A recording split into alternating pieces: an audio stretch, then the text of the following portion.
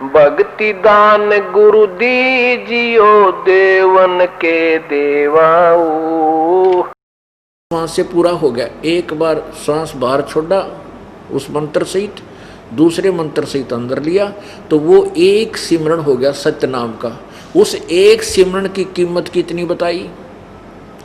एक स्मरण की कीमत कितनी? एक मंत्र के की कि तीन लोक पासंग धरे रंग होरी हो, तो ना तुले तुलाया राम रंग होरी हो। ओहो, सतनाम एक तरफ और उसी तरफ वो तीन लोग घेर दे ठा गए व्यर्थ, और 14 लोग चढ़ावा दूसरे पालड़े में, तो भी वो पर सतनाम वाली कीमत ज़्यादा है। वो पालड़ा ऊपर न उठ जाएगा तो 14 लोक वाला ऊंचे उठ जाएगा, और परमात्मा वाला नीचे, उस नाम वाला नीचे रहेगा, अर्थात वो अधिक कीमती है। तो उस जिस व्यक्ति ने, बहन भाई ने 2 वर्ष 4 वर्ष ये नाम लेकर त्याग दिया, हमारे अंदर दोष देख लिया, या किसी भी सरकमस्टांस से वो चला गया, तो अब उसको, अब क्या होता है कि पिछले पुण्य पापों को परमात्मा समाप्त कर देता है, और इन पुण्यों का ढेर बन जाता है जो आप सत्साधना कर रहे हो।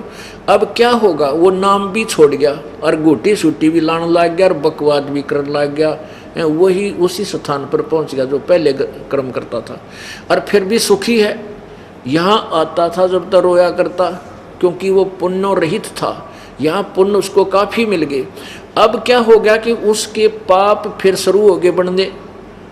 एक दिन में इतने पाप हो जाए आपके ऊपर, मालगाड़ी में नहीं चलना आपसे जब यहाँ से जाओगे।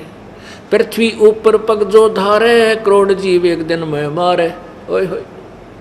और जब हम सत भक्ति करते हैं, परमात्मा के चरणों में आते हैं, तो हम डेली वो सत साधना कर रहे हैं। उस साधना से जैसे हम डेली कपड़ा पहनते, प्रतिदिन यूँ मैला होता है तो रोज़ साबुन ला के धो देते हैं, वो निर्मल रहता है। और साबुन छोड़ दिया, कपड़ा पहरे अंडे हैं, कपड़ा ठीक घूमे रहो, पी कर शराब पड़ा रहे, वो कितना गंदा हो जा, वो तो कति दिखाई भी ना देगा। एक समय ऐसा हो जाएगा किस रंग का इतना गंदा मैला कपड़ा बन जाता है। आपने मिस्त्रियों के कपड़े देखे होंगे, उनके कलर का भी कोई नहीं पता, इतने काले हो जाए। तो हम आज इतने कर्म पाप करके अपने अंतःकरण रूपी कपड़े को इतना मैला बना चुके हैं। और अब ये साबुन, परमात्मा का सत्संग रूपी साबुन, ये ड्राई क्लीन, कभी पानी में झटके हैं, मोगरे मार मार के, नहीं शब्द रूपी आपके ऊपर चोट मार मार के, ये वचनों के, अब ये मैल छुड़ाया जा रहा है आपका सुमन करवा के। तो वो प्राणी ये सोचा है कि मन के फायदा हुआ, वहाँ पर मौज हो रही है, अपने घूटी सूटी ला और बकवाद कर, चल ना भी बुराई करता और सिमरण कर रहा है उससे मंत्रों के, उन्हीं मंत्रों का जो हमसे प्राप्त है वो सुमन कर रहा है, उसका कोई लाभ नहीं, क्योंकि वो डिस्कनेक्ट होगी उसका नाम कट गया। अब पावर इस दास के हाथ में दे रखी भगवान ने, ये कनेक्शन इस दास के हाथ में। जैसे आपने बिजली का कनेक्शन ले लिया, पूरी फिटिंग करा ली, सारा काम कर लिया, ठीक से आप अपना सारा काम कर रहे हो, और किसी भी कारण से, किसी भी आपका डिफॉल्टर हो जाने से कनेक्शन कट गया, और आपने सोचो कटा रहेगा, मैं तो न्यू बटन दाबता रहूँगा और काम चलेगा। रोज़ बटन दाब रहा है, दाबता रहे। अब उन बटनों के ऑन करने से, उन स्विच के ऑन करने से लाइट नहीं आ सकती। अब वो नाम त्याग कैसे, कितना बुद्धिमान बना रहा, कितना अपने आप में चतुर बना रहा है, वो उसने अपना कर्म बिगाड़ लिया, जीवन फोड़ लिया कति। सतगुर संगत छोड़ के लाख वर्ष जप कीन, इंद्री कर्म ना मोक्ष होए फिर काल के अधीन। सतगुरु की संगत छोड़ के पूर्ण संत को त्याग कर चाहे लाख वर्ष जाप करते रहना, आप काल से बाहर नहीं हो सकते। तो कहने का भाव ये है पुण्यात्माओं, परमात्मा की भक्ति आप चाहे थोड़ी भी कर पाओगे तो भी पार होगे, यदि मर्यादा में रहोगे। कहते हैं परमेश्वर जी कहते हैं, अपने आप महिमा बताते हैं द्वार धनी के पड़ा रहे, धक्के धनी के खावे, 100 काल झकझोले ही पर द्वार छोड़ ना जावे। काल का भयंकर जाल है। तो कहने का भाव ये है कि आप ये नहीं कि नाम ले लिया और सार नाम ले लिया और पार हो गए, नहीं। अब तो आप भगत बने हो, अंतिम श्वास तक प्रभु के चरणों में गिरे रहना पड़ेगा, पड़ा रहना होगा।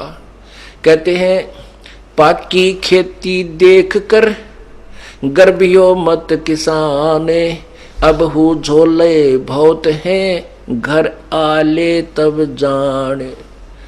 कहते हैं फसल पक रही है जैसी वर्तमान में, और कहते किसान को कहता अब अभिमान मत करना, अब इतना बेरा कितनी गर्द फड़ शेष रहती हैं, कोई ओले पड़ जा, आंधी आ जा, वर्षा घनी हो जा।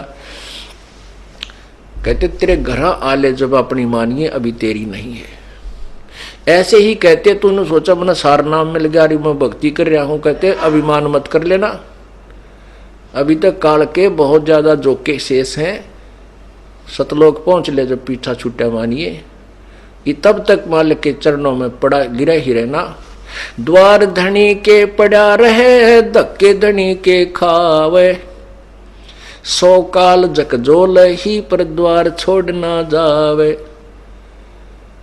राम नाम रटते रहो, राम नाम रटते रहो, जब तक घट में प्राणी, कब हो तो दीन दयाल के भनक पड़ेगी कान।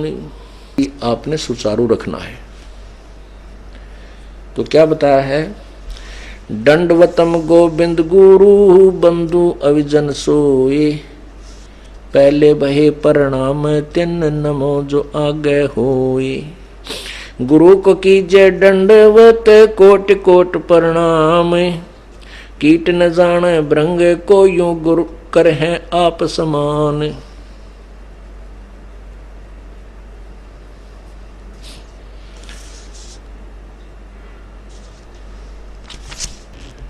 अब देखो गुरु कौन होते हैं।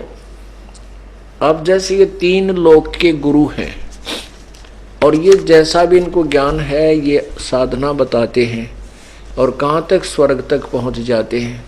फिर स्वर्ग में अपने पुण्यों को अक्षीण करके ये फिर 84 लाख योनियों में पुण्य लौट आते हैं। तो ऐसे गुरुओं से हमें लाभ कुछ नहीं। इसलिए अब सतगुरु शब्द प्रयोग करना पड़ा, अन्यथा गुरु शब्द बहुत होता है। सतगुरु इसलिए कहा जाता है जो सच्चा ज्ञान प्रचार करे, जो तत्वदर्शी संत है वही सतगुरु कहलाने का अधिकारी है। तो परमात्मा कबीर जी स्वयं ही सतगुरु बनकर आए थे, तत्वदर्शी संत बनकर आए थे, लीला की थी उन्होंने। इसलिए हम सतगुरु कबीर परमेश्वर भी कहते हैं। तत्वदर्शी संत कबीर साहिब यानी कबीर प्रभु। तो यहाँ क्या बताया है कि और सतगुरु के स्थान पर फिर गुरु शब्द इसलिए प्रयोग करते हैं कि ये गुरु ही नहीं है जो इनकम्प्लीट नॉलेज रखते हैं। मास्टर वही होता है, गुरु वही होता है जो कंप्लीट नॉलेज रखता है। इसलिए गुरु शब्द ही बहुत है, लेकिन ये गुरु नकली अपने फीत लगा ली, इसलिए सतगुरु कहना पड़ा जो सच्चा ज्ञान बतावे।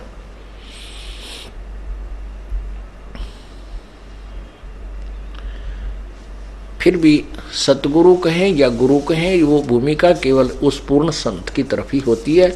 बाकी ये नकली गुरु फीत अवश्य लगा लेते हैं, लेकिन गुरु पद के ये योग्य नहीं है। अब राजा जनक गुरु थे, मार खा गया, उसको कंप्लीट नॉलेज कहाँ था, अपनी पूंजी दे बैठा और फिर 84 लाख योनि में आ गया।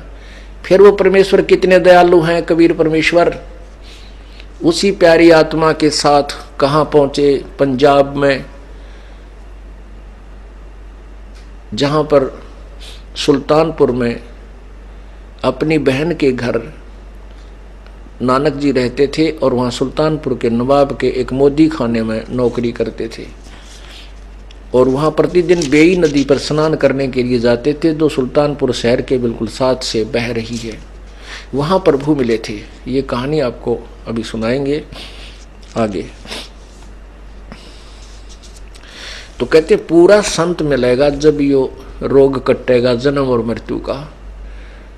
क्या बताते हैं भाई, फिर जब गुरु मिल जाए पूर्ण, उसके प्रति हमारी क्या श्रद्धा होनी चाहिए। क्योंकि जैसे नकली गुरुओं से त्या बिरान माटी हो रही थी और अपनी पूंजी कति खत्म करके अब नानक जी क्या बन गए, सिंपल एक नौकर बन गए। लेकिन उनके अंदर भक्ति की कमाई फिर भी थी जो परमात्मा की शरण मिली। इस कारण से उनके हृदय में प्रभु की चाह तड़फ विशेष थी, जिस कारण से वो हिंदू धर्म में जन्म, पवित्र हिंदू धर्म में जन्म होने के कारण नानक साहब जी गीता भी पढ़ते थे और फारसी आदि भी सीख ली थी, क्योंकि उसमें अरबी फारसी भी सीख ली थी, संस्कृत भी कुछ सीखी हुई थी। ब्रजलाल पांडे से वो पढ़ा करते थे। लेकिन फिर भी प्रभु की चाह न्यारी थी। जैसे उनके पिताजी ने जब वो सौदा करने के लिए भेजे तो उन्होंने सारा सामान जो लेकर गए थे, पैसे सभी का सामान खरीद के और साधु संतों को भंडारा करके खाली हाथ आ गए। तो उनके पिताजी ने कहा कि तू नाश करेगा। नानक जी के पिताजी ने कहा तू ऐसा लड़का पैदा हुआ, क्या सौदा करके आया तू उस पैसे का। श्री नानक जी ने कहा कि मैं तो सच्चा सौदा कर दिया पिताजी। अब क्या सच्चा सौदा कर दिया कि भंडारा कर दिया, भगवान के बच्चों को खिला दिया। तो तब उन्हें सोचा, क्योंकि हम संसारिक लोग हैं वो, और संसारिक जो क्रियाएं हैं वो साधु संतों की क्रियाएं से कति विपरीत हैं, उनकी विचार भी विपरीत हैं। इसलिए दोनों पिता पुत्र में कभी नहीं बनी, क्योंकि संत वापस नहीं चला करते थे, वो समाज के अनुसार नहीं चल सकते।